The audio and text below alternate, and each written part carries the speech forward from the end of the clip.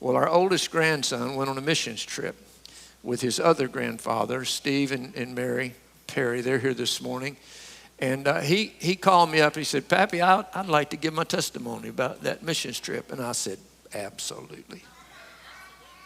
So Josiah, come on, buddy.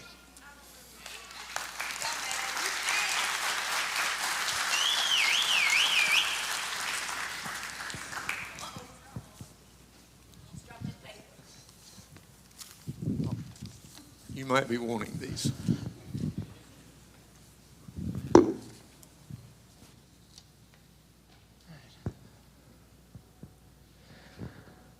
Thank you, Pappy, for letting me be able to come up here and speak this morning.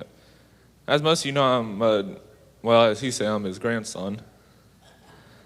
Yeah, I just got back from Costa Rica on a missions trip, and there are mainly two people who gave me a call to come up here and tell you what happened. Pastor Greg and his wife Lynn, who were the pastors at my granddad's church. Sadly, they are retired now, but like you say on a trip, but you never truly retire from a ministry until you see Jesus.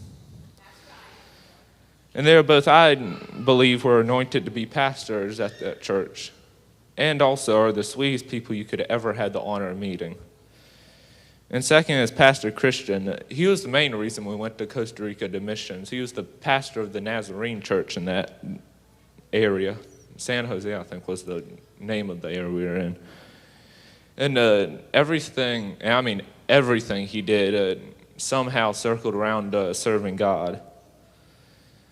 And that's his family. And we were invited to a secular school, which means they don't have any type of religious stuff included in there, or pretty much they just don't want anything. And we got to paint that picture of fruit of the Spirit. So I'm pretty sure Gazo is, I think, love, and Paza is peace. And also at the school, we were able to share the Christ with a wordless soccer ball, which is pretty much a wordless book on a soccer ball. And that's our teammate Oscar sharing it in Spanish. Then we got to show the kids' version of the Jesus film, which is a cartoon version.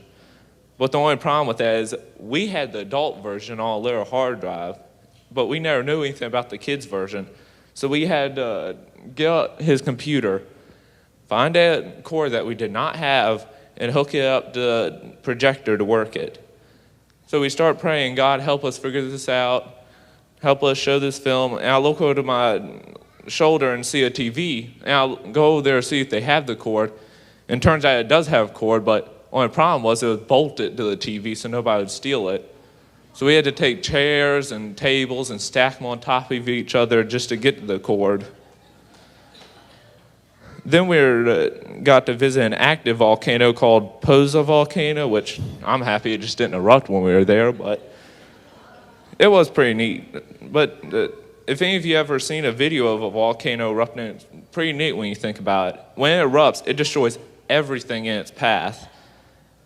After that, new life grows. And that's kind of how it is with Jesus. The Bible says in 2 Corinthians 5:17, this means that anyone who belongs to Christ has become a new person. The old life has gone, and a new life has began. And it also kind of goes along with baptismal, which I didn't know they had the baptismal pool up today. That verse kind of goes along with it. But when that volcano erupts in our life, well, if you think of it this way, so just imagine a big, luscious forest, and just think of that as that sin. All the forest is sin.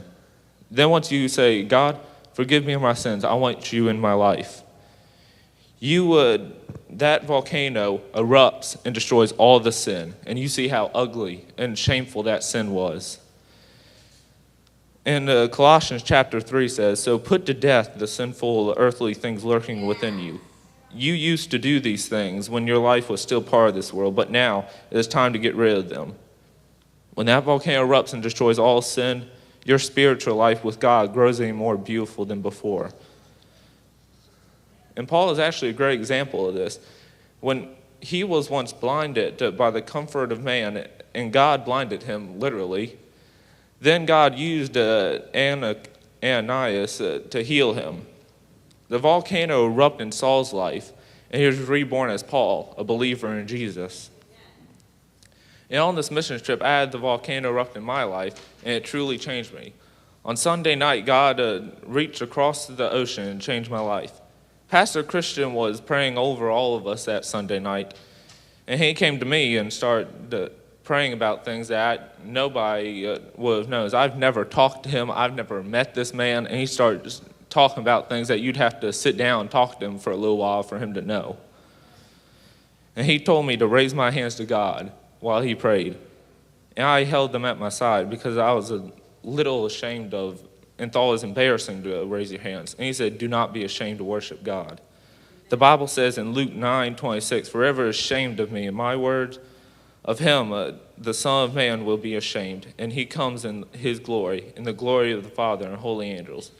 Since this trip, I've learned how to just sit down and listen to God. And on this trip, Carolyn Godley, our leader, gave us these little wooden chips that have on them Psalms 46:10. Be still and know that I am God. And all the noise in my life has just disappeared since this trip, and I've learned how to be more still and know that he is God. And that's all I've got.